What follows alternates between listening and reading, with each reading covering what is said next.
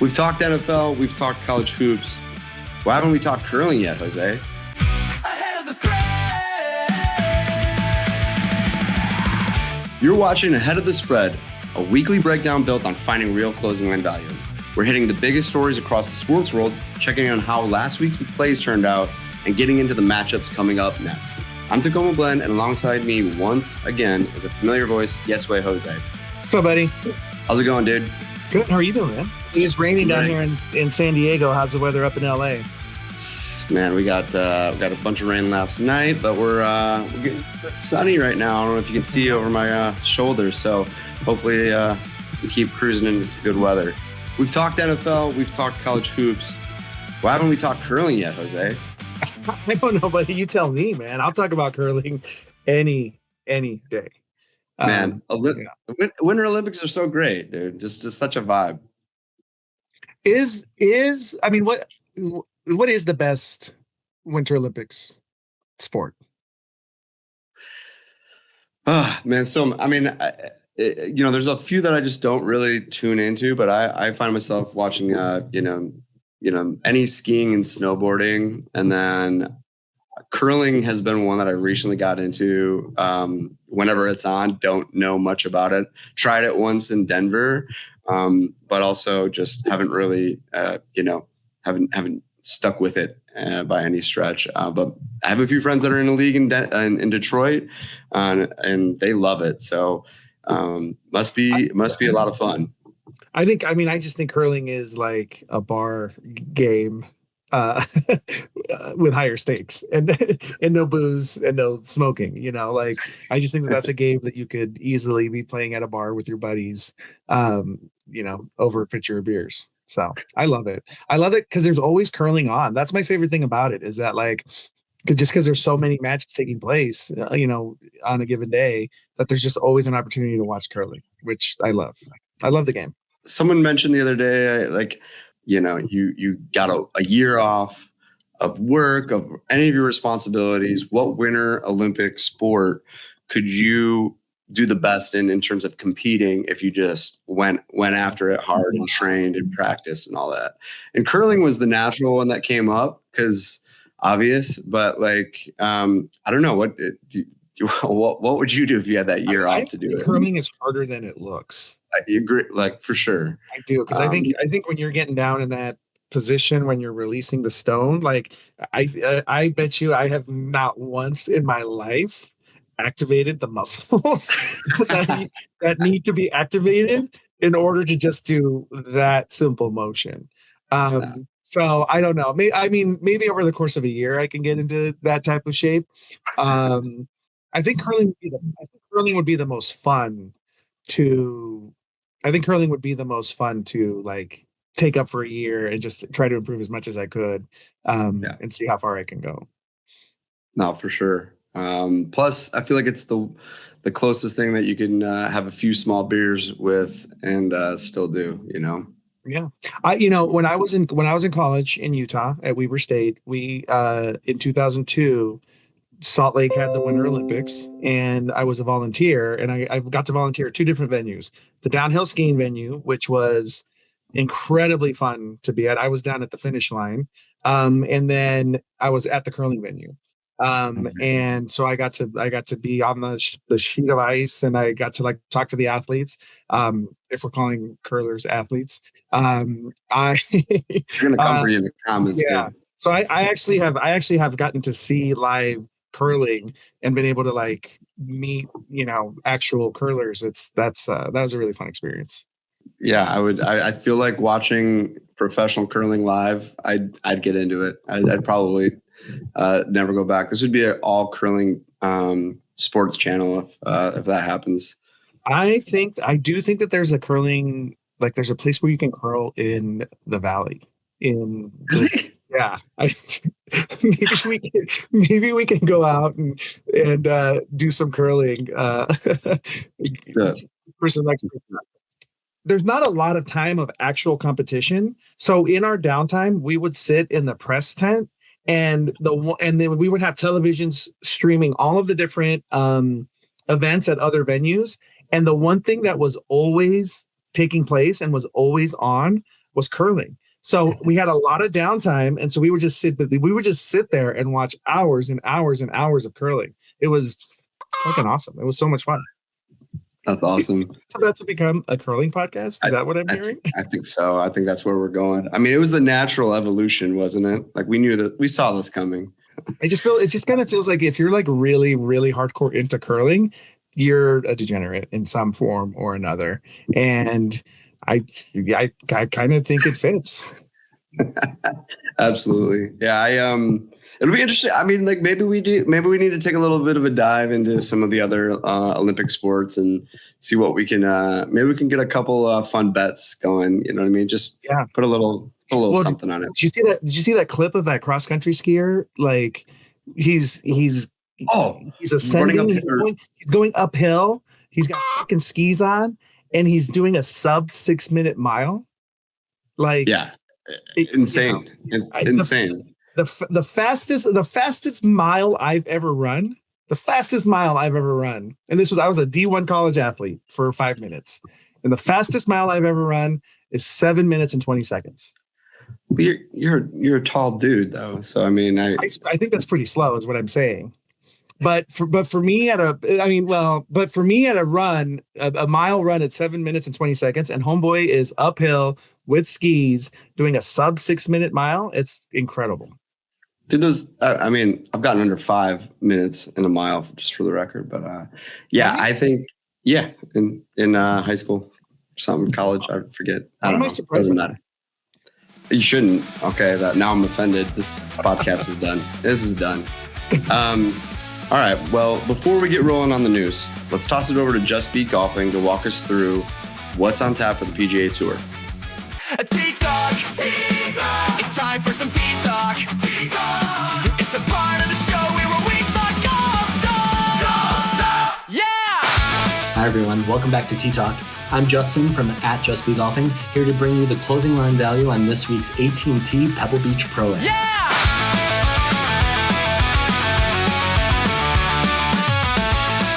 A quick recap of last week. Waste Management Open, we came so close. We actually picked Scotty Scheffler to win. He tied third after a really rough start on Thursday. And then we also went with Ryo Hisatune to be the top Asian player in the field. He tied 10th. He was leading after 36 holes. I thought that this was going to be it, but he actually finished behind Hideki Matsuyama, who finished second, and Siwoo Kim, who tied for third. So close, but we're looking forward to next week. Let's get into our bets for the AT&T Pebble Beach. First bet, it's a 2-for-1 bet. We are taking Scheffler and McIlroy at plus 215 on Bovada to win it all. Scheffler won it in 23. McIlroy won it last year in 25. After the way Scheffler played last week and finished up the weekend, I really think he's going to come in playing very strong. McIlroy, on the other hand, did not play last weekend, so I'm hoping he's coming in ready and rested. Regardless, these are two guys who win half of the events in the PGA, so this is always going to be a safe bet. Our second bet is going to be, same principle, a 3-for-1 bet, and we are looking at Siwoo Kim, Justin Rose, and Xander Schauffele at plus 825 on Bovada to win it all. I like all three of these golfers. I think they're going to be at the top of the leaderboard, and I think this gives us really good coverage over some of the top players to hit either our first or second bets for winners. All right, that brings us to our last bet. This is our long shot bet. We are looking at Pearson Coody plus 6,500 to win this week at Pebble Beach. Seems unlikely, but he did tie 10th last week at Waste Management Open. He looked really good there. He's made all 4 of his cuts, and he has finished in the top 25 in all 4 events. We could have gone with Jake Knapp at plus 3,500. I think he's going to be very competitive as well. But for the closing line value, plus 6,500, I like Pearson Coody to win it all this week at Pebble Beach. All right, that's all the T-Talk we have this week. Remember, hit them straight, have fun, and tune in next time. See you then. It's the part of the show where we talk golf stuff. Yeah! Effectively, I'm going to talk about at some point in our chat why we don't have any Big East games on the docket. That's because only like 3 of them are going to make the tournament at most, probably. Are people clamoring for Big East conversation? So I would love to piss people off where they're like, "Arc more Big East." And I'm like, all right, let's do it, dude. Big East, here you come.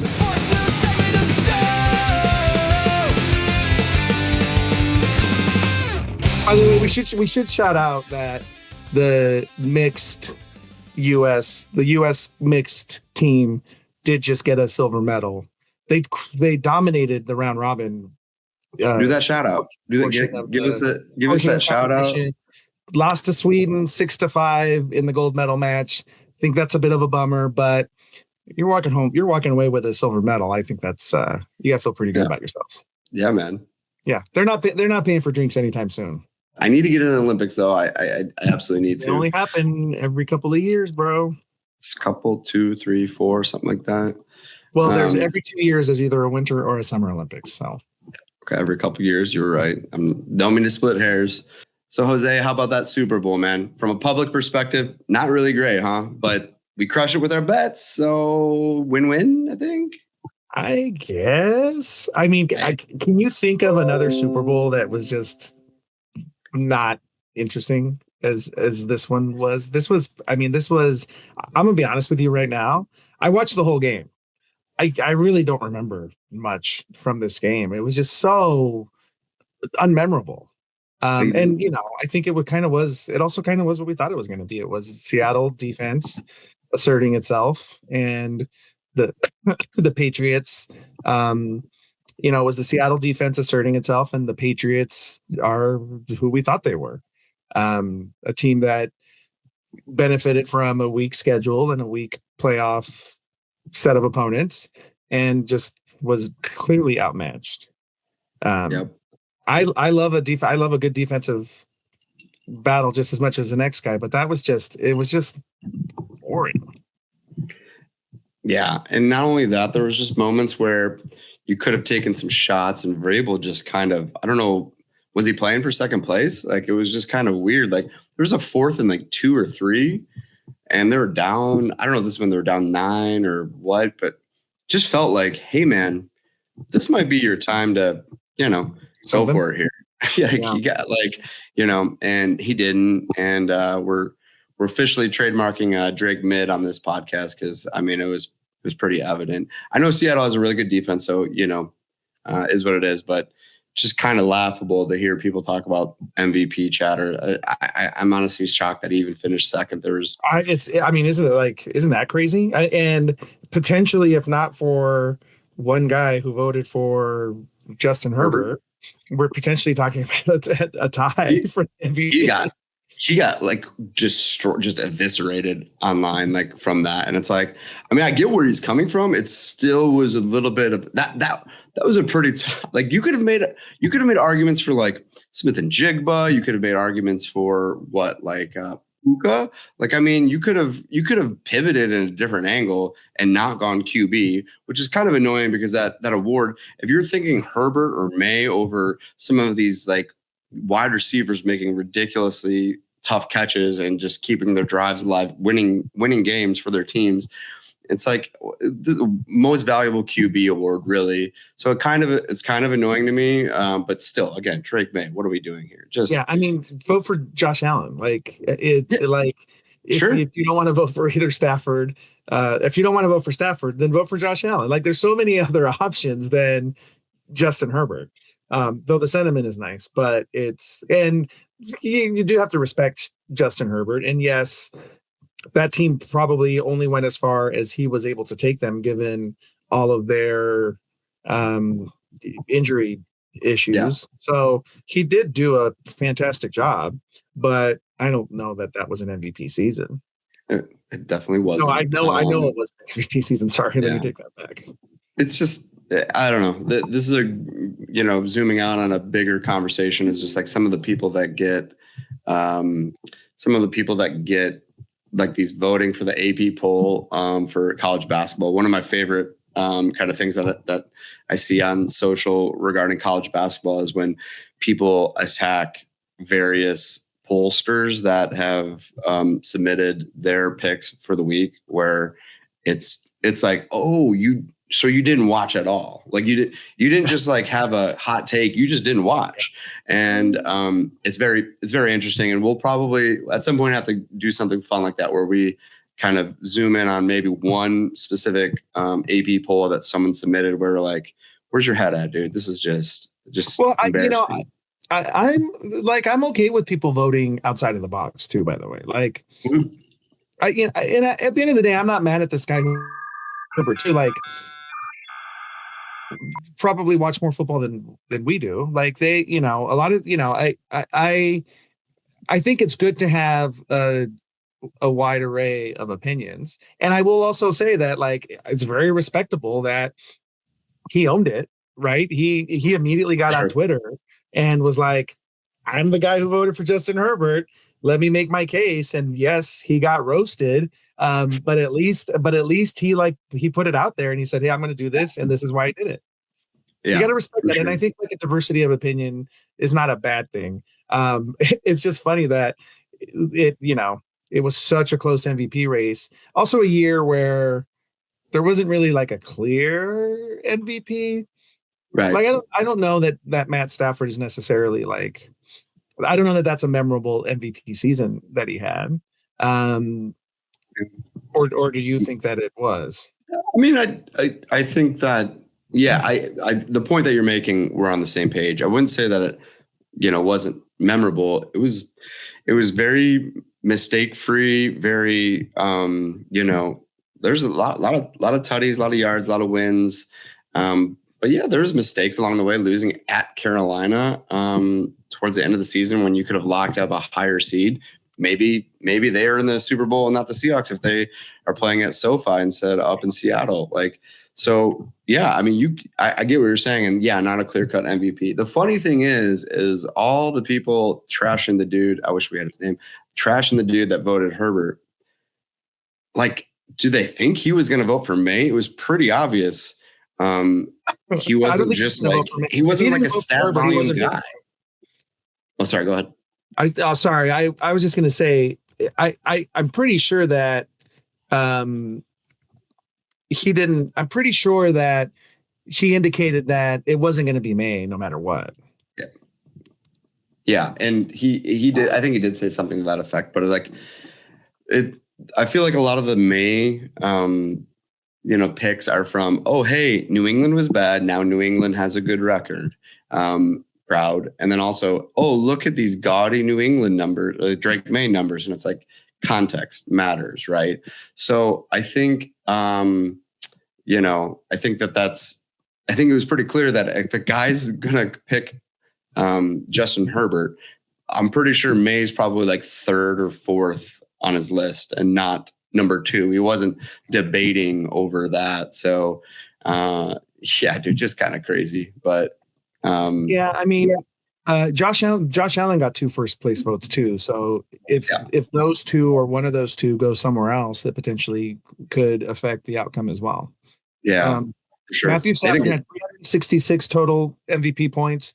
Drake May had 361. Josh Allen had 91. Christian McCaffrey had 71. And Trevor Lawrence had 49. So the consensus was that Matt Stafford and Drake May are your contenders, and Josh Allen is kind of lurking in the background. I guess you can't win it as a wide receiver, but I don't know. We'll have to look up the last time wide receiver won it, but yeah, I mean, but we nailed our Drake May bets, over 1 interception, nailed it. Hey, we got to talk about this stuff. We got to. No, I mean, it's not like we went out on a limb on those either. I mean, they were like near even money. Like, I mean, we went, I mean, like, that's the thing. Like, that's why we were trumpeting it so loud. We were speaking it from the highest, peak, dude. We were yelling it. Like, why not Drake over on a touchdown, 1 interception? Granted, it was like, I think minus 140 or something like that. But still, like, lay the vig and just take the money, man. Through 2, fumbled once, of course, obviously, just so predictable. And then over on the passes, pass attempts, clearly that hit. We snuck in that Ken Walker MVP banter, and guess what? That hit too. So alt line hit too. I know that was one that we were kind of talking about, but just want to bring that up. I won't dwell on it, but yeah, we did score. Was that? I said, who's keeping score? No one's keeping score, but we'll talk about. How about that dude who put down, I think it was $253,000 on heads for the, did you see that? Oh God. He put down $253,000 on heads. I think it was like within an hour or 2 hours. But I saw it on Twitter like an hour to 2 hours before kickoff, and he won. Well, yeah, he won. Crazy. Why do that? That's Because you can't. Because that guy's probably got. he can. Yeah. If you've got money, why not? Like, just bet on a game. Have fun. Watch the game. You and I have friends who I know that I've witnessed. There's one in particular that I'm thinking of. I have literally seen him with stacks of $20 bills betting on literal coin flips. So you know, if you got it, you might as well do it. Sure, it's crazy. That's a fair point. But you know, on to next season, we'll see what you know. Well, I'm sure we'll have a conversation about some NFL future bets, like seeing what those lines come in at, probably post draft, post free agency, because we'd love to get in on some of those because we hit our Seattle future. So I'd like to kind of place a couple of those. Any preliminary thoughts right now? Any like? It feels homerish. It feels homerish, but you're going to give me the third place schedule. You're going to give me the Lions third place schedule speech right now. Go for it. It's fourth place. That's the difference. I'm sorry, I forgot they finished in fourth place this year, not third place. They did, similar to the Patriots, by the way, which is the only reason that fraudulent team ever even sniffed playoffs, let alone the Super Bowl. But okay, so fourth place schedule. You know, shake up the offensive play calling. You know, I think just a little bit of a wake up call to hopefully Brad Holmes and Campbell. Hopefully they sell a little bit of future to, you know, some picks to get some actual talent, bring in some actual, you know, free agents that are more impact players, pair someone up with Aiden Hutchinson on the defensive side. You know, you're losing your window if you haven't already lost it. My next question is how much longer do they have? How much longer do they have in this window? Oh, dude, I was after Ben Johnson left. I kind of said it was closed, but I'm a little bit of a pessimist. That's why I'm saying, like, me saying the Lions is actually not homerific. I think it's grounded in some sort of fact. So, or not fact, but you get what I'm saying.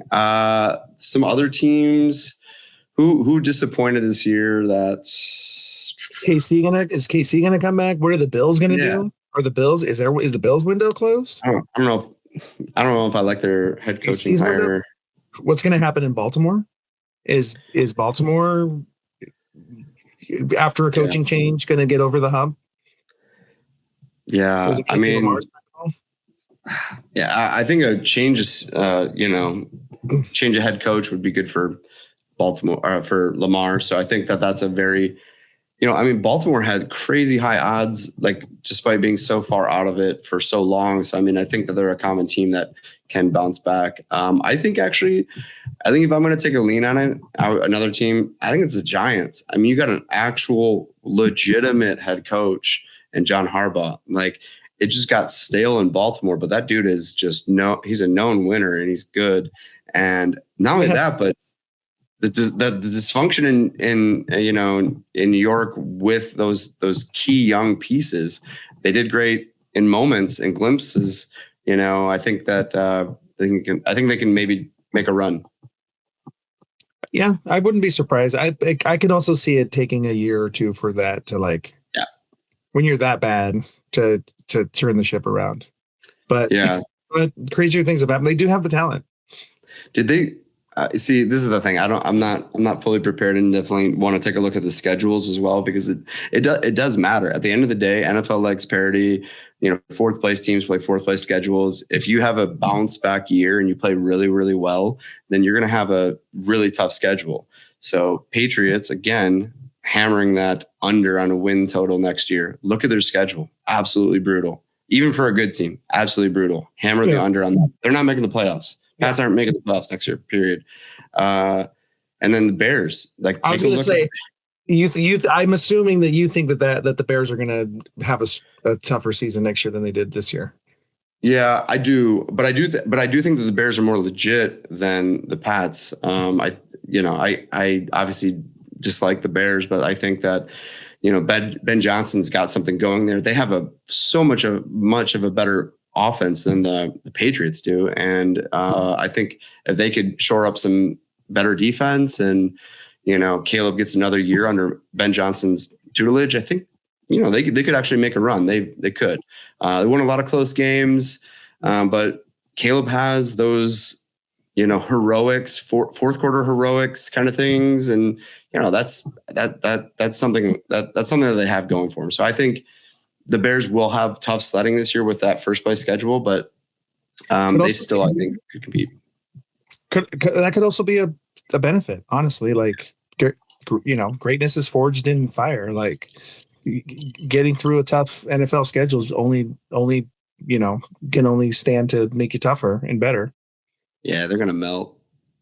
I'm excited. When the time is right, let's make give it, because I need to take a long look at. I mean, you can't go in willy-nilly and emotional with some of the betting perspective of it, especially future side. So want to take a better look at it before we do that. So, and it's gonna, the drafting and free agency is also going to make a difference. So we got a long ways to go, but we should definitely earmark this conversation and put some money behind it, because I like it. Because I'm high on the Bears. Yeah, I know you took some cash from me in Vegas over the Bears, so I'm still a little mad about that. So let's pivot to back to basketball, NCAA. A lot of top 10 upsets last week. So we had Duke losing to UNC. Honestly, they should have had that game. Illinois lost back-to-back games, both of them in overtime, to Michigan State and then also Wisconsin. And then Iowa State lost to TCU. UConn lost to St. John's, which we bet. Follow us on action. Gonzaga lost to Portland, and Arizona lost to Kansas without Peterson, which we'll jump into that at some point. But before we do, I just want to ask you, which of those upsets worry you the most for the team as a whole, where they're going and their aspirations? I think that, let me just run down this list. The first take that pops into my mind thinking about this last week, I think the UNC that lost to Miami is closer to the real UNC than the UNC that beat Duke. Yep, I get that. So I just think beating Duke at home, the biggest rivalry in sports, that there's just so many X factors there that can tip that into your favor. But I think UNC is closer to the team that lost to Miami than they are to the team that beat Duke. So I think that brings them back down to earth a lot. And it's probably a little bit more debilitating than it would be for other teams. Illinois is a little banged up right now. So I don't know that I'm worried about Illinois. I do think Michigan State is a question mark given all the drama that's going on with them right now. Iowa State, I don't have a lot of thoughts on Iowa State. UConn, I think, is going to be fine. Gonzaga losing to Portland is pretty rough. Portland's bad, dude. Yeah, so they're not good.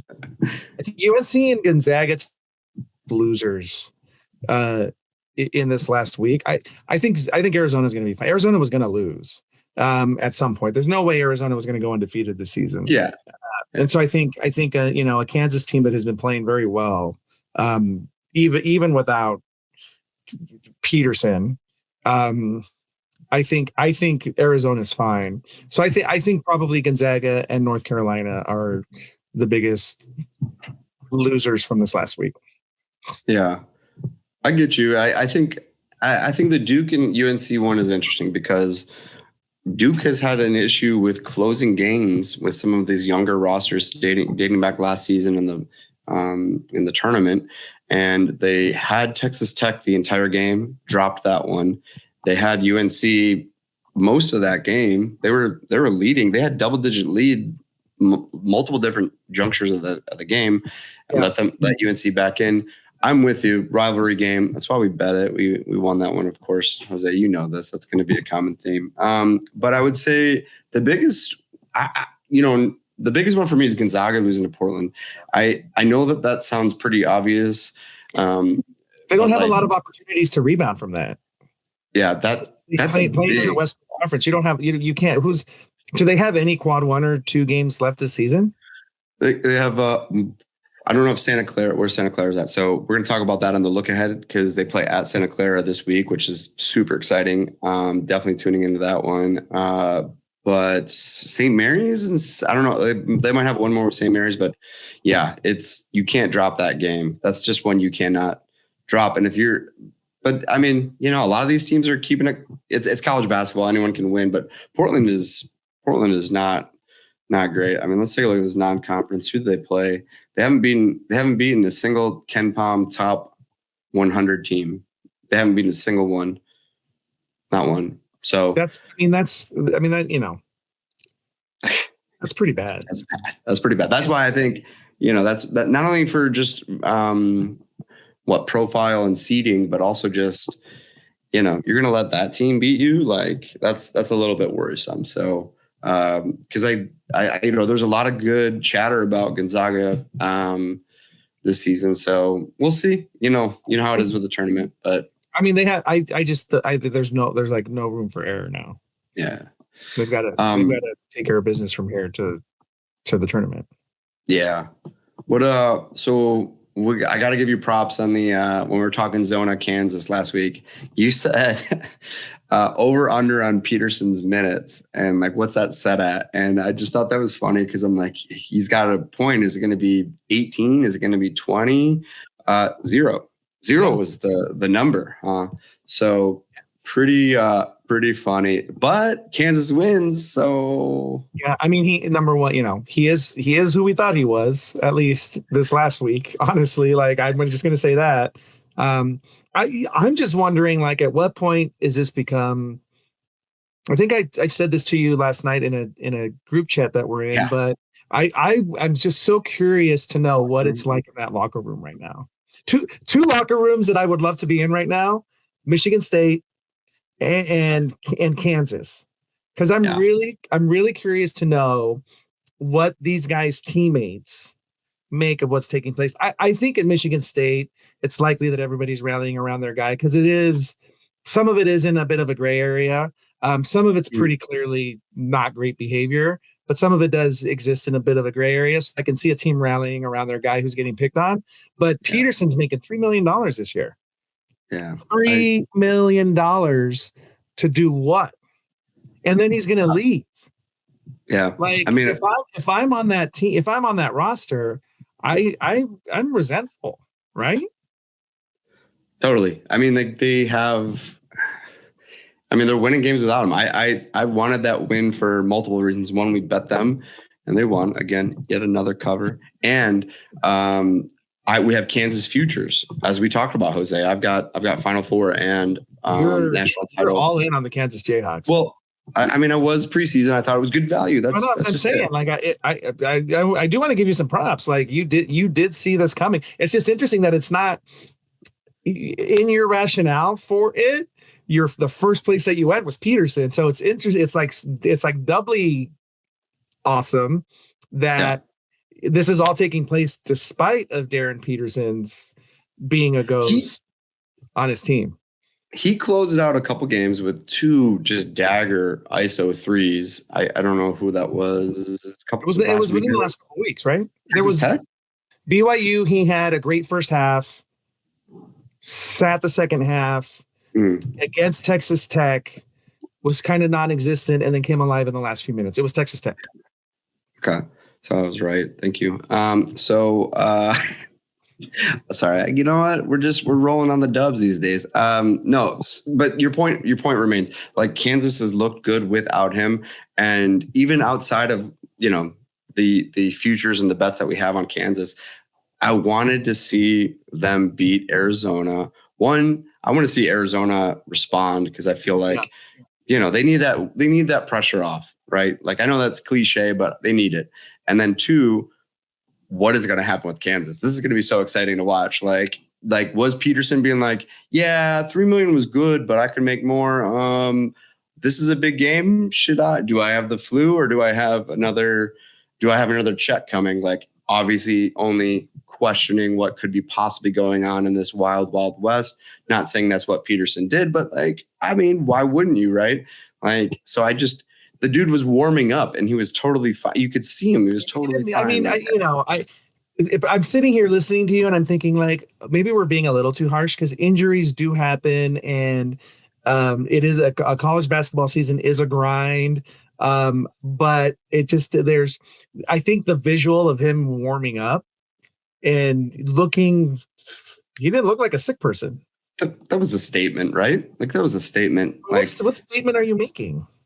That like, hey, like I'm like, you gotta like, I'm the boss. I control the situation. I'm in control here, right? I mean, he didn't play. So I think the early stretch that he missed games. Why would you want to make that? Like, why would that be the statement that you're trying to make? I don't know. I just think that he thinks that he's in control in all the situation and that they can. Do you think his potential status as a number one in the NBA draft takes a hit here? Yeah, probably. Especially when you got homie at BYU playing his ass off. Boozer to Pete. I think he's the better pick out of all those guys. Yeah. So all of them but Boozer, I think of the three, I think all of them but Boozer exhibits that, like, you know, I'm taking this shot, like questionable decision making. Boozer is usually more grounded in making like the smart heady play. So Boozer might go one, right? But I don't know about that. Yeah, we'll see, I guess. I don't know, but I don't know. Kansas futures. I hope it hits. So I do just want to note that Wisconsin has wins against two top 10 teams. And it, not just two top 10 teams, but Michigan and why am I drawing a blank on who they just beat? Illinois. Like, is there your homework after today is there a team with a set of 2 wins against top 10 teams that's better than the 2 top 10 teams that Wisconsin's beat? That's your homework. Good question. I mean, Nebraska beat Illinois on the road, but that's good homework. I'm taking it. I'm jotting it down. I'm going to look for it. But yeah, I mean, Wisconsin has got, you know, your boy from San Diego State, Boyd's on there. There's been games, like some head scratchers. Didn't they lose to USC at home? Like, I don't fully get it. You can have off nights, like, you know, that happens, but their upside clearly is there, which worries me because Michigan State plays them this weekend. So, I think the other question is Wisconsin working? Is Wisconsin going to work its way into a single digit seeding in the tournament? That's a great question. And also, you know, where my head goes is, are you identifying one of those sleeper value for Final Four, champion sleeper? Like, they're probably priced decently because they're not top of the Big Ten, you know? Yeah. So that might be worth. I don't know if I see them as a Final Four team. I can see them as a Sweet 16 team. Well, let's take, you know what? Another homework is looking at the pricing for Sweet 16. Okay. We'll do it. I don't know. I think they're kind of scrappy. I think Wisconsin's kind of scrappy, and I think they've got 2 really good top 10 wins this year, and that's if they can take care of business the rest of the way, then they might work their way into a single digit seed. They got Michigan State on Friday, then Ohio State, Iowa, Oregon, Washington, Maryland, Purdue. They got Michigan State and Purdue really are their big tests. Iowa as well. So, you know, they got those 3, and then you got Ohio State, Oregon, Washington, and Maryland. Like, if they take care of business, then they're, you know, they're at 7, 8, 9 seed. Yeah, I mean, they're looks like Ken Palm's projecting them to finish with at a 13-7 record, tied with Iowa for, I think, 6th. So, I mean, Bracket Matrix has for them. Bracket Matrix has them at a number 9 right now. Yeah, that is I mean, you're bringing up an interesting point here. If they're an 8 or a 9 and they win that game, they play a 1 seed. Who is the 1 seed that wants to play Wisconsin? I know that a lot of those 8-9s have some of those types of teams, but Wisconsin being able to, I know Wisconsin would want to play in that situation. Yeah, for sure. But win more games and maybe you'll get a 7 seed, right? Love to kind of flesh that out a little bit, because I do think the Badgers are a scrappy team, and I think that if I've got Wisconsin on my schedule, if I'm a Big Ten team and I've got Wisconsin on the schedule from here until the end of the season, I am not looking past that game in any way. Not in any way. Do we think that Wisconsin's a legit player here, or are we talking out of our asses?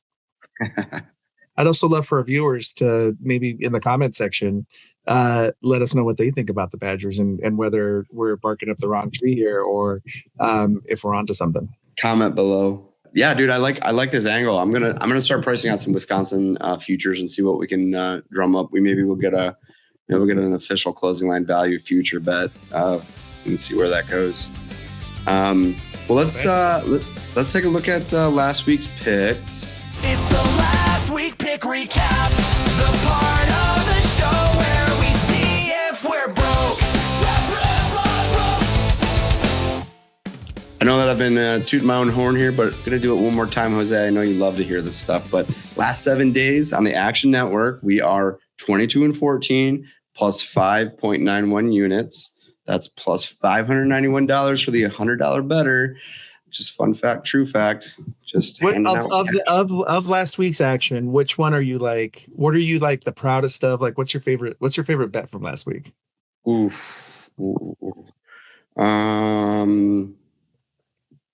Probably the Saint. I want to say St. John's more than Kansas, so I picked St. John's to beat UConn. Pretty good team, but an upset. Kansas beating Arizona again. Good team, but still an upset because Arizona's undefeated. But Bill Self at home against higher ranked teams or something like that is like undefeated. It's some weird stat that they just at Fog, they crush it. But I still think St. John's beating UConn at home is probably the there's just something so satisfying. There's just something that's so satisfying about watching UConn lose. Yes. Nothing puts a smile on my face more than watching. Get out of here early. You had two big call outs there. Houston going on the road at BYU. You picked Houston despite BYU in a very big gotta win these types of games. It's at home type of situation. Houston went in there and they kind of controlled that whole game. So I still think that Houston's a Final Four team, man. Yeah. I think I have not lost a lot of faith in Houston. I think at the end of the day, Kelvin Sampson's going to get that team in the right place. Yeah. No, I mean, it's clear. So what's so interesting about how college basketball betting, it kind of goes a little bit hand in hand, but not fully, obviously, is changed with this portal and NIL situation. Is you used to have a better idea, I feel like, of what a team was going to do earlier on in the season. And now you're starting to get these teams that kind of come out of nowhere, or not come out of nowhere, but, come out of like the top 15, top 20, like maybe even out of top 25 and start to really make a run. That's why that Wisconsin, discussion was very interesting to me. Cause like, I kind of want to see what that price is, because it might be worthwhile getting in on that. And if they start to make a run, hedge a little bit and see where we can go with it. I think you're right. I think now more than ever, how you're playing as you're entering the tournament is more indicative of how you're going to do in the tournament than looking at the full body of the season. It's like the trend, the sports today is, look at the Dodgers. The Dodgers punted in so many different ways and at so many different points during the regular season because they knew that once September came around, everything would start to come together and they go on a run. That's kind of what Florida did last year too, by the way, in winning a national championship. It all kind of came together for Florida, towards the end of the season. So when it came time for the tournament, they were already rolling. So I do think it's less important what you're doing now, and more important what you're doing 2 weeks from now. Yeah. And I think you're bringing up a good point, and it's something that I need to kind of look into is KenPom is a full body of work, and that does matter, obviously, but with the more, not streaky, but, with kind of these, how has the team been playing since January kind of thing, it might be interesting to take a look at that kind of stuff. And I think Torvik, maybe T-Rank or whatever his website's called, I think you're able to isolate a certain amount of time or just do conference only kind of thing. And that you can do on barttorvik.com. You can put in a start and an end date. See, that's something I got to start leveraging a little bit more when we're looking at these picks, because I bet Florida's top 5. If you look at January, right? And now you're wondering, like, is Florida actually? Florida's number 1 since February 1st. Yeah. Florida 1, Michigan 2, Arkansas 3. Wow. Okay. Arizona 4, Houston 5, Illinois 6, Purdue 7, St. Mary's 8, Connecticut 9, Missouri 10. Arkansas, since February 1st, Arkansas as the number 3 on torvik.com is crazy. St. Mary's number 8, Missouri number 10, Louisville 11, Northern Iowa 12, Clemson 13, Duke 14, Iowa 15, Texas Tech 16, Kansas 17. There you go. So that's it's coming full circle. Yeah, it's coming. It's interesting that the teams that are hot right now are not the teams that you would necessarily expect to be in that conversation. Absolutely. And I think from a betting perspective, it's definitely interesting to look at that kind of stuff, because I have hung my hat on, like, TCU is done. Like they lost to New Orleans, not done, but they don't have the chops, but they had one bad loss. You don't know what you're going to get with that team. Correct. Florida, I didn't give enough respect to because of that loss to TCU in December. Well, here we are now. They're the best. They're one of the best teams right now. Funny enough, just kind of taking a quick glance at Arkansas, they played 12 straight top 100 KenPom teams. 12 straight. They've got 3 losses in those. 2 of them away, 1 of them at home to Kentucky. Little Calipari reverse revenge. I don't even know how that works. But yeah, so it's kind of interesting to see that kind of thing. And I definitely want to look at more Torvik date range stuff when I'm looking at bets. So that's a good highlight there, Jose. But I'm just throwing out all the good stuff today. Good. What did you eat this morning? I ate my Wheaties this morning. Wheaties. We need a Wheaties box with Jose on it. That's milk. There it is. That's Wheaties, get that branding. Is that our first sponsor? Only if they put me on the box. Then we'll consider them as a sponsor. Well, real quick, we got, like I mentioned, we're up this last week. We've also gotten in on some live game action. So following me on Action Network Tacoma Blend, I'm 4-0 on live game bets. So teams that have been massive favorites, or even just big or decent favorites that have gotten down too big. Live lines are very algorithmically overreacting, and you can get back in on it. These home teams start to get that home whistle. Coaches start to chew out the refs. That game comes a little bit closer. Regression. So I highly recommend tailing me. Noties on. Get ready for the live game. Push notification to get you in on that. And what were the live bets that you did this week? Good question. So one of them was I'm pulling it up right now. Bet history. So last 7. So for example, we bet Auburn -3. Okay, this was yesterday, and they were -3 playing Vanderbilt, hosting Vanderbilt. Thought after the Alabama loss, they matched up well against the Vandy team that we were high on early on, but they've really come down to earth lately. And the live line got up to 11.5 points. So we cashed that one with like a good 3.5 point cushion. No issues there. We got in on the UAB game. So they were hosting Rice, and they've been playing like pretty well. And granted, they were down, I want to say like 9-10 points, and live line popped up at -3.5. So we got in on that. Thought it was just an overcorrection. We got in at Notre Dame plus 10.5. Another game that, so I focus in on a lot of the games that we've already priced and bet. And all 4 of these, I think we did bet originally.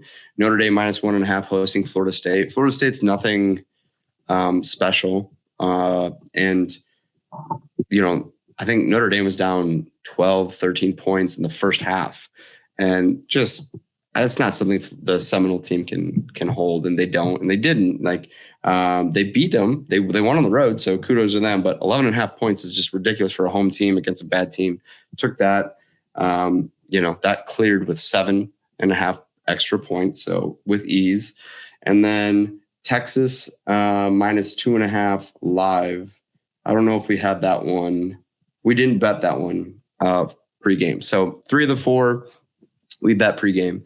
This one we didn't. We just saw the price pretty absurd.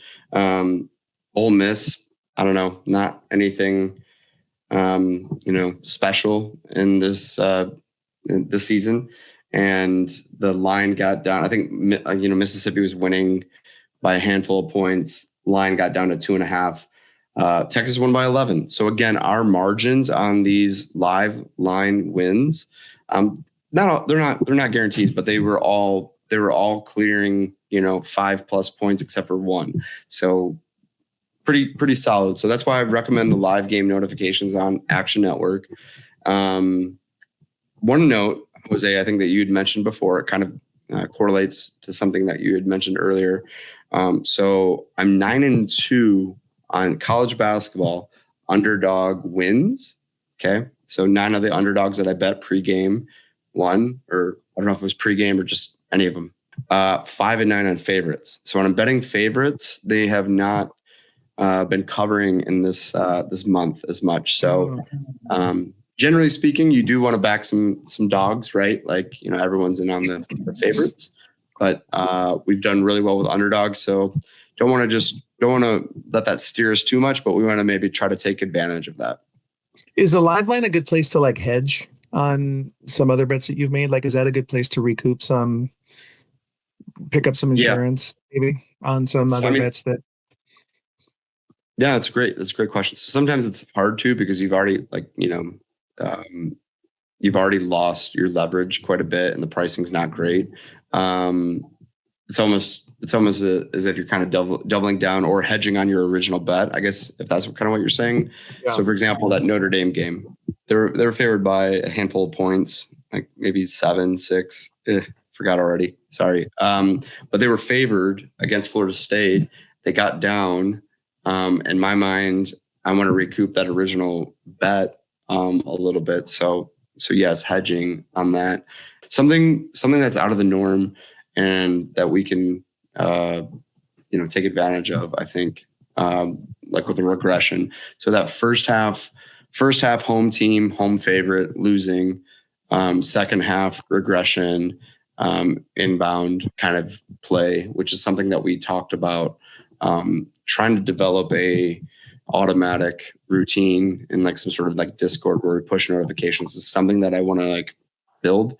And I think we can, but yeah, Jose, it's definitely something that I target a lot. And of course we can't talk about it on a video because it's happening live. So that's why I'm kind of trying to tell everyone that the notifications will help. Love the idea of going live, watching one of these games, having commenters following along on some of these big marquee games. Comment below what you think we should do about that. I think there's a lot of games that we should be looking at and identifying. Any games that we want to target as a bet that we should discuss. Jose and I are down to break down those games and see what side of the game that we're on. Looking ahead to next week's matchup. We're looking ahead to the games. We hope the picks are better this time, or my wife is gonna leave me. She's really gonna leave me. She's really gonna leave me. This upcoming slate looks good, Jose. We got we're getting into the meat of the season. Like now, it's like it's feasting time. Now this is when it gets really good. Yeah, this is we're in February. We're you have teams settling into their respective parts of the league standings. You've got the teams at the bottom that like don't necessarily want to be there, and can they make a late push to put things together for next season, or even just roster construction and everything, and play spoiler out of just being disgusted that they're not where these other teams are. We've got the teams in the middle. You got the teams in the middle that are jockeying for, are you in on the tournament? Okay, right. Are you there or you're not? And then you also have you have the teams on the higher end of the middle where they are not. They're probably in the tournament, but they're playing for spoiler. Or they're playing for potential winning the conference, and they're also playing for just seeding. Like you said, Wisconsin, like prime example. They're probably not going to win the Big Ten just based on dropping a couple games. That USC game in particular is, like you said about MSU with your question marks, losing to Minnesota. Not a bad team. Nico Medved's putting that team together, and they beat Indiana, they beat Iowa, I think. So not a bad team, but you can't drop a game to Minnesota. You can't, like, if you want to win the Big Ten this year, especially. So, and then you got the team at the top. Winning the Big Ten isn't Wisconsin. I don't think Wisconsin's looking at winning the Big Ten right now. They're looking at, hey, let's try to be a 7 seed, not a 9 seed. Yeah, totally. So, but that's the whole. Yeah, sorry, I was eventually getting there to that point. To your point is, like, they're not just they have stuff to play for. So a lot of times people are thinking that some of these teams at the bottom don't have much to play for, and the teams at the top do. But you're seeing these upsets. You're seeing these teams play and beating some good teams, and they're not going to. Some of those teams aren't going to make the tournament, and it's impacting quite a bit. So let's dive in to the 10 games that we have for this week. Jose, are you ready, man? Let's do it. Oh gosh, the excitement, palatable. MSU at Wisconsin. Wow, look at that. How'd that one tee up? Oh. That's our first one because it's on Friday and there was nothing good on Thursday. So, I mean, there's a few mid-majors that are interesting to me on a betting perspective, but for the big games, I think we have the first pretty sizable game is MSU at Wisconsin. So, let me just say I'm nervous. I don't know if you want to just go. If you want to lead this one, go ahead. Just it'll hurt. Fuck it. I'm taking Wisconsin. I don't know how I can talk about Wisconsin as much as I've talked about Wisconsin today and not take Wisconsin in this one. So I'll take Wisconsin. Yeah. What killed me last week was riding on the favorite. So I'm going to take the underdog on our first pick this time. What does Ken Baum have it at? I'm gonna, for the record, I'm taking Wisconsin as well. But so it does have MSU as a 4-point favorite. Ken Baum does. Might be a little bit. I feel like that might be a little bit closer based on some of these performances. But I'm taking Wisconsin. I think I've always, the days of Bo Ryan when I went to Michigan State, just kryptonite, and going in the Kohl Center and winning. It's not the same with Greg Gard there, but this team, like you said, has that upset. I have a feeling that they're going to come out, punching. You know what I mean? There's, the other trend recently has been big win, hangover. So, you got North Carolina beating Duke and then they just look like utter crap. Yeah. The next game. Well, I mean, Wisconsin just knocked off Illinois in overtime. On the road. Maybe they have a hangover. So this is a hangover. This is the big hangover party because the last game that Michigan State played, Illinois in overtime winning. So honestly, I still think the point remains. I think Michigan State has some question marks. It can't just be just Jeremy Fears. I think the biggest question is, what Wisconsin team shows up. And I just think that they get geared up for this one and they win. So. By the way, then if Wisconsin does win this game, that's 3 wins against top 10 teams this year. I just like the fact that you're calling Michigan State a top 10 team, so I'll take it. Well, that's what I mean. Ken Palm's got them at a top 10. Not after they lose to Wisconsin, but yeah, I'm with you. I'm just taking it. I'm just taking it, dude. I love it. Are you surprised you're a top 10 team right now? Yeah, actually I am. I think I would probably put a couple teams over them. I think that they're just, it's the defense and the rebounding keeping them in, but that offense is just iffy, and we got to get shooting down. We got to get the shooters going, and then also we lost Divine, so we lost one of our shooting guards. So we're now. You'd probably put Kansas ahead of Michigan State. You'd probably easily put Nebraska ahead of Michigan State. But yeah, so Arkansas. I don't want to go down this list because it's going to scare me and make me cry a little bit. Let's get on to. We've got a lot of games to cover. Gonzaga, Santa Clara, West Coast battle. This is a huge game. Like literally, Santa Clara, if they beat Gonzaga, they could take the West Coast Conference. They really could. It's up for grabs at that point. So, God, Gonzaga is so good. I just think that they're ready for it. But I'm gonna go with Santa Clara. I don't know. I'm feeling punchy right now, Jose. Let's just go with Santa Clara, dude. Yeah, I mean, Ken Palm's got it as a 4-point spread. Okay, it's at Santa Clara. Yeah, I don't know. I don't know. I don't know that I see. Yeah. I don't know that I see Gonzaga taking it. Not that it would be a similar step back to losing to Portland, which is 182, ranked 182. But if ever there was a wake up call that spurs you into action, it's probably losing to Portland in February. So I'm gonna take Gonzaga on this one. I think the Zags are gonna keep it going. I already regret my pick, but we're gonna ride it because Herb Sendek coaching at Santa Clara. I love to see it. So, former NC State coach, I believe, when I was living in Raleigh. But all right, Kansas at Iowa State. We got team riding high, we got team riding low. Momcilovic on Iowa State is one of the best college players that's not being talked about. Like 3-point shooter assassin. Literally saved our parlay when we were in Vegas, by the way. So kudos, buddy. I'll buy a drink if I ever see you. We know this. We know this one. We've talked about this one. I think we're both. Well, actually, we'll wait and see. Iowa State. I think Iowa State is starting to fallen off a little bit, but I do think that this is one of those Big 12 matchups that no matter where Kansas sits in the standings, Iowa State and anyone in the Big 12 has their sights set on. Kansas State dominated the Big 12 for years and years and years. It's the marquee name in the Big 12, and it's the letdown spot. We went 2-0 last week in those. They're just easy money.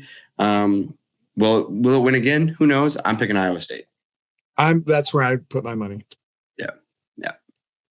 I think Kansas has a hangover right now, and I think the Peterson thing is just so weird. And I can just see that continuing to become a distraction. What if he's like, okay, I can play, and Self's like, all right, cool, you're off the bench, dude. We'll see where. Thanks. We'll see where we can fit you in. You know what I mean? Like, you got to earn your way back. Because if there's a loss of trust there, you got to earn that back. Yeah, I mean, I'm not going to tell Bill Self how to coach his team, though. That's fair. Yeah, I'm gonna take Virginia. Iowa State on that one. Yeah. Virginia versus Ohio State. There's been a handful of these. I know Michigan plays Duke soon. Virginia, Ohio State, non-conference game. I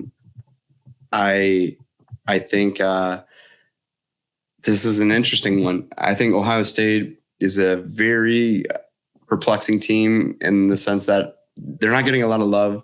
I don't think that they're like overly amazing of a squad, but I do think that they have like the makeup to compete against some teams. UVA on the flip side is like came out of kind of nowhere ish, and they're playing really well. I'm going to take UVA. I think Ohio State doesn't have it quite put together to compete with it, so I think UVA takes it. But I honestly think this game is going to be kind of fun to watch. Is it? It's at a neutral site. Yeah, it's in like Tennessee or something. Why? It's in Nashville. It's in Nashville? Why are Virginia and Ohio State playing in Nashville? Money. Neutral port. Pay, like I don't know, dude. It just seems so random. Yeah, I mean, I think the Duke Michigan one. Let me look up this Duke Michigan one. But what are you? Who you got on this one? I don't really feel strongly about either way, so I'll take the favorite. Are you abstaining? I'll take. Yeah, the Duke Michigan game is in DC, so that makes a little bit more sense because those are top 10 brand. teams. Yeah. Well, I mean, you don't schedule this mid-season. Fucking Nashville is like, hey, let's go see Ohio State and Virginia play. Okay, I'm big enough brands. Like, I mean, it works. I don't know. In college basketball? Yeah, I got some questions. Trying to make it sure. make sense, Todd. It's not working for you. People love to visit Nashville, party, go see live music, drink. It's like a bowl game. It's like a college football bowl game. It's like, but it's just so random. Actually, now you have just made the argument for me. Thank you very much. I love the idea. Let's go. Sort of. Not really. I don't love it, but we're here for it. Texas Tech Zona. I want to hear your thoughts on this one first. I think Zona bounces back. Yeah. I think Zona. I think you made the point earlier. I think a little bit of pressure comes off. I think they're going to be motivated. I think a little bit of pressure comes off, and I think they're going to roll for the rest of the season. Yeah, I mean that Big 12 schedule is no joke. There's some landmines throughout, so I got to scroll through and see it game by game for Zona, but they have proven to be a pretty dynamite team with the ability to go on some runs. So while preseason I was a big Texas Tech fan, I still think that they have two playmakers that are going to go pro that can get it done. And so you're not focusing on, like, for example, UNC, Caleb Wilson, that's the go-to. You don't have just that one outlet at Texas Tech. Granted, it kind of is a little bit of a drop off after that, after Toppin and Anderson, but still, Texas Tech looks pretty good to me. I'm taking Zona though. Sorry. I mean, KenPom's got it as a 12-point spread. Ooh, at Zona though. Bouncing back after an emotional loss. Some of these teams are so hard to just bet. Like Zona, Michigan, even though, I mean, Michigan's like, I want to say like 3-7, 3-8 in conference ATS. I forget what it is, something along those lines. But would you be surprised if Michigan beat any of those teams by like 30? Like, no. So it's just so hard or 20. It's so hard to bet Zona. It's so hard to bet Michigan. Going to stay away, but Texas Tech's not bad. They beat Duke. You're still taking Zona. I'm taking Zona. Are you taking Texas Tech plus 12?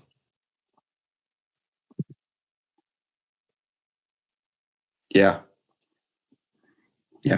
Texas Tech plus 12. If that's what the line is, I bet it's a little smaller than that. It might open at 12 and like drop down to like 11 or 10, but we'll see.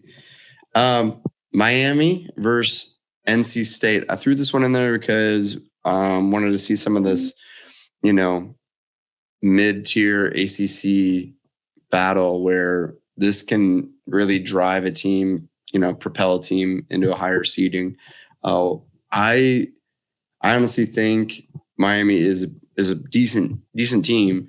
NC State is just so, with Will Wade there, like they just have blown out some teams, but man, they've kind of laid a few eggs. I think Will Wade knows what's at stake here. I think NC State wins this one.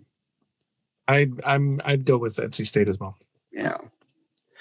Also, because Miami's probably got a hangover from their big emotional win. I think that's teams have clearly been experiencing that this year. So I don't see why to come away from that.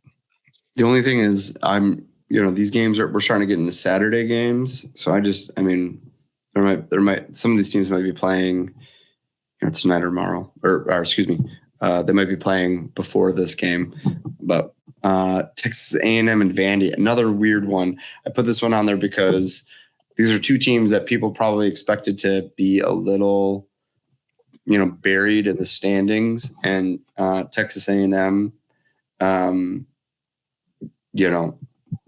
made a big run in conference play to start the season. And then Vandy went out of the gate so hot in non-conference play. So this one, I don't even know how to make it. I think it's been mainly home team betting for me, but Ken Palm's got Vandy winning by 8. Oh, I got betting on A&M last week against Florida, but I think that's more Florida. I would take Vandy plus 8, but I'm taking Vandy to win. I'm gonna take A&M. I'm gonna take the underdog here. Buckyball. I mean, they've won some games on the road already this season in conference. Like they definitely have the chops for it. All right, we're now into Sunday's games. We got 3 left. Let's power through this stuff. We got Indiana, the Hoosiers, okay, at Illinois. God, I thought it was gonna be a little bit. What's Illinois' health?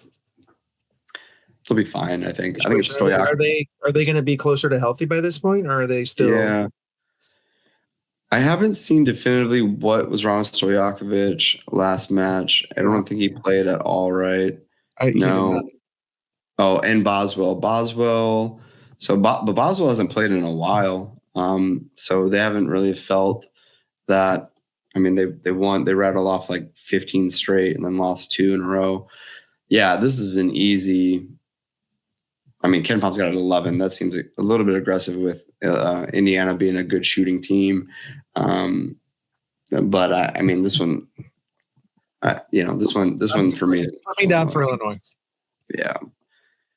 I thought some of these games were a little bit closer, so we don't, but we'll see. I think the favored team is playing home in most of these matchups, but that's okay. Here we go. Houston at Iowa State. Iowa State plays Kansas on Saturday, and then Houston on Monday. If what happens that if we're talking letdown spots, if we're talking, or if we're talking that whole trend of the hangover, Kansas hangover, Iowa State wins. Iowa State lost to TCO. That was their hangover. They're now bouncing back. If we talk bounce back spots and hangovers exclusively, Iowa State takes care of business versus Kansas without Peterson, probably. Who knows? And then they host again a few days later, Houston. God. I'm taking Houston. I don't know what's gotten into Iowa State. They came into Purdue and just destroyed them, and I think I'm leaning too heavily in that. All right. I just don't like agreeing with you this much. This is just unlike me. Houston. Would you like to go first during this segment at all times? So then you're agreeing with it? No, that's why I'm giving you a chance. I don't. See, to me, it doesn't bother me when I agree with you. It clearly bothers you when you agree with me. So, all right. I'm happy to go second. Producer Nick, please clip that and send it to my therapist. I need to work through this. This is an issue. I don't want this to get in the way of my friendship with my good friend Jose here. All right, final game of the slate, and one that honestly should be pretty fun. Yeah. U of M, Michigan at Purdue. Mackey has to be one of the most like intense settings for a college basketball game. That the student section, the arena as a whole is very just deafening loud, and they get up for this game.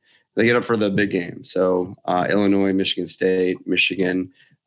It's going to be big. Purdue has pieced some of it together, but they also beat Oregon or they barely beat USC again. And maybe I'm not giving USC enough credit, but they've pieced together some wins. So the question is, do you trust Purdue right now? I don't. They had like a 20-point plus lead against Nebraska with like minutes left the other night. Yeah. And let them tie the game. Yeah. We talked a couple of weeks ago. We talked about Purdue having an opportunity to course correct, and if they took care of business against Maryland and they took care of business against Oregon, they'd be in good shape. Maybe they've come out of that little 3-game losing streak, that little funk that they were in, and they took care of business against Maryland. They took care of business against Oregon.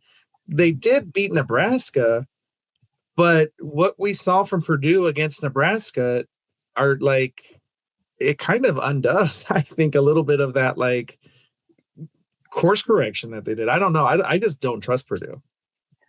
In my mind, up until a couple of weeks ago, Purdue was like a lock as a Final Four team. Yeah, it is just kind of weird what has happened. I don't know if it's just a figuring out of this team. They're not getting to the line much. They're like one of the worst teams in the league getting to the line. So I don't know if it's lacking of the aggressive attacking the basket. When Jaden Ivey was on the team, was a Detroit Piston, traded to the Bulls last week. So maybe that's part of it, what they're missing. Like, you need points, throw the ball down low, get fouled at home, get free throws, get that team frustrated, foul trouble, blah, blah, blah. Maybe that's what's missing. This game's hard for me to fully cap, because I do think that Painter is a great recruiter, and I thought maybe he wasn't the coach to replace Gene Katie, but he clearly has found a rhythm and really put together some really good rosters. I mean, he took him to the national championship game. He also lost as a 1 seed to a 16 seed. So I think his in-game adjustments are super worrisome. So what I'm battling right now is I'm picking Purdue in this game, but I worry that I'm having flashbacks to that Michigan State versus Michigan game. Michigan State got down 18 in the first quarter of the game, right? And an adjustment was made and they tied it up. I think MSU maybe had the lead with like a 2-point lead at one point. That's an adjustment. What does Painter do? What does Painter almost never do? Make an adjustment. So that's the biggest question mark for me. I think that Michigan has shown signs of kind of not being fully they settle for jumpers. They kind of get a little cute with it. I think Michigan's going to drop a game. This is not a dig at them, because if they're playing their best, no team beats them. I don't even think Zona does. So you think Purdue's going to be that game? You don't think it's going to be Duke, who they play next week? You don't think it's going to be Illinois, who they play later this month? You don't think it's going to be Michigan State, who they end the regular season on? You think that Michigan's other loss this season is going to be Purdue? Thank you for making my point. Look ahead spot at Duke. That's the freaking marquee game. The TVs, the weekend game, like travel to DC, all this stuff. Purdue, lock it. Mortal lock. Purdue's gonna beat Michigan. There you have it. Okay, not a mortal lock. Take that, walk that back. No, not a mortal lock. But they're gonna win. Purdue's gonna win. How many drinks have you had, Jose? I just had one, bro. I'm gonna stick with Michigan. I don't think that this is Michigan's second loss of the season. If Michigan loses another game this season, it's gonna be against Duke or Illinois.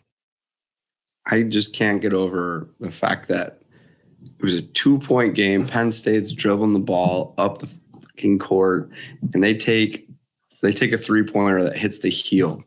They could have beat Michigan. What the? Anyway, I don't know. I mean, but every team's got their valleys throughout the course of a season. Every team's got their oh shit moments, but Purdue just has a lot of oh shit moments recently, and I just don't think there's any trust there that they're the team that we thought they were, or that I thought they were. So until Purdue actually shows me something, I'm not gonna bank on them at all. Yeah, I mean, there's so many other really good games. I spent an embarrassing amount of time trying to find the right mixture of this. One of the things, Jose, that I think you're going to get a kick out of, no Big East teams here, none. And usually they have, they have UConn, they have St. John's, they have Villanova. But I mean, how many teams are going to make the tournament? Right now, Bracket Matrix has 3. Just 3, and Villanova is not a guarantee. So, dude, Big East used to be in the late odds, early teens, like they used to, or the early 2010s. That was the promised land of college basketball, wasn't it? I think they broke 2 different records of most amount of teams going from a conference to a tournament, like in the 2006, 2007, 2008-ish range. And then again in 2012, kind of range where they broke records for how many teams they got in the tournament. And so to see 3, when's the last time they only had 3 teams? This might be a record. We got some more homework. Jot that down. We're going to get it. We're going to figure it out. I'm looking at the Mountain West. You got Memphis playing Utah State on Saturday, which is a weird non-conference matchup in February. And you got Nevada at San Diego State. Maybe I might try to go to that game, actually. You got Nevada at San Diego State. A couple of good matchups there. Hey, are we still going to a San Diego State game later? Or I think we should go to that Utah State San Diego State game on the 25th. It's a Wednesday. All right. So do you think that if I said in this current episode at minute 55 or whatever we're at, that counts as me telling my wife that I'm going down to San Diego for the night? Would that what counts? That me telling you that I'm going to the San Diego State game, that's what counts. Like, she knows now. Oh, this is you officially notifying her? This is her official notice? Yeah. How do you think? This might Just kidding. I'm going to let her know in advance. Don't worry. Nobody get upset. We're okay. Hopefully. Actually, now that I look at that San Diego State Nevada matchup, so in the Mountain West, you've got Utah State is 12-2. You got San Diego State at 11-2 in conference play. You got New Mexico at 9-4. You got Nevada at 9-4. And then you got Grand Canyon at 8-4. So Nevada's in the mix a little bit. So that Nevada San Diego State game is actually going to be a pretty good one, I think. Yeah. Who do you got in it? I'm going to take the Aztecs. They're kind of rolling right now. They're kind of low key rolling right now. Yeah. And they're doing it without Magoon Guath, who's been out for quite a stretch. And even when he was playing, he hit knee surgery in the offseason. So he had never actually hit a stride at all. So the fact that they're doing it, they're at this point in the season without Magoon Guath, and then LZ Harrington, their freshman, has been having a bonkers season, has been out the last few weeks with a foot injury. So I don't know if he's coming back this week or if either of them are coming back this week. But despite those two players missing, the Aztecs are kind of rolling right now. Yeah, I think that San Diego State's probably the right read there. And I mean, injuries are critical in this. As we've seen, though, sometimes people overvalue a player missing. For example, I mean, we've ad nauseum with the Darren Peterson stuff, but like, you know, unexpected players being out, some teams don't respond very well to that. So that's again why I highly recommend Action Network notifications at Tacoma Blend. Nick puts it right here. Bing. And we have a lot of last minute, Twitter network notifications about players being out, players being in, and we are kind of jumping on some of these lines a little bit late. So in order to tail this winning streak that we're going on right now, Jose, put those noties on, cash in with us here. So big slate, big weekend, big week ahead. A lot of good games, a lot of action. Excited to get an MLB here in the next couple weeks. Man, it's pitchers and catchers have already reported, so it's happening. Baseball season is upon us. I know you're excited. It's gonna be a great year. I think it's always a great year. It's baseball, right? If the Dodgers win the fucking World Series again, it will not be a great year. I will say that. Oh boy, gonna have to edit that out. Somebody knock these fuckers off. Somebody, please. Anybody, I don't care. Somebody, I don't care if it's the Padres or not. Somebody beat these motherfuckers. Okay, there it is. Yeah, for sure. I'm with you, or not. I'm actually not with you, but go Tigers. Would love to see that. We're gonna dive into some of those baseball bets. Would love to get some other insight on baseball, MLB bets and futures. I think the Tigers, all of a sudden in the last week, by the way, they might be the favorite in the AL at this stage, given what just happened with Skubal. And it's not so much that Skubal won his arbitration hearing, which was a crazy story in and of itself, but the fact that all we've heard is that their intention is to not trade him, is to actually keep him. And then they signed Framber Valdez. They've got as potent a 1-2 punch. And by the way, that 1-2 punch is going to open the season at Petco Park against the San Diego Padres. That's the season opener for the Padres is Detroit. So we're going to have Skubal and Framber on back-to-back days to open the season. We got to go to the game. We got to go to the games. But I don't know if I want to see you crying into your nacho helmet bowl there. That's bro. I've been a Padres fan for 45 years. I'm used to holding back the tears and enjoying my nachos because there's a lot of tears in Padres history. Why do we do this to ourselves? Again, let's do it again next week. Why do we do this to ourselves? Why? I wish I knew an answer, but why? Why do I do this to myself? You just, when it pays off, when your team does win it all, it's so worth it, right? So that's part of the fun.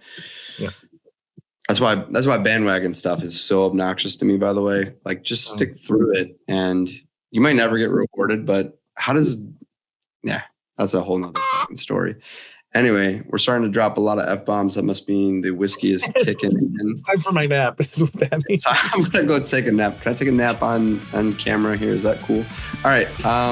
Jose, as always, great time, great talk, great chatter.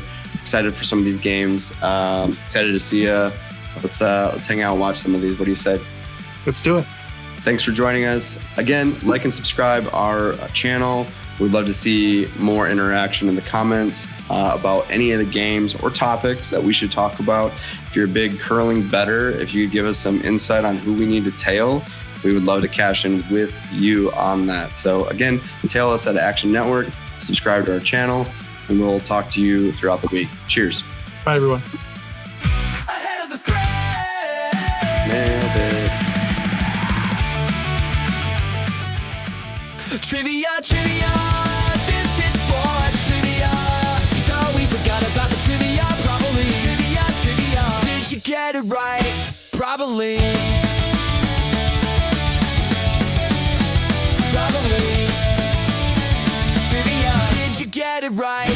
Probably.